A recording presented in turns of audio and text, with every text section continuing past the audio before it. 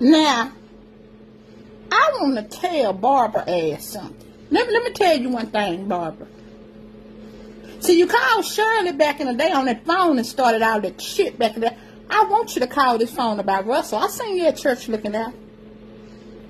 You probably messed with him back in the day because you know your coochie was a recycle bin. Just hoarding children. Got 12 damn children, 6 baby daddies. What is wrong with her? Then she come her ass over here come asking me something about, is Russell still working? Why is you worrying about if my husband's still working?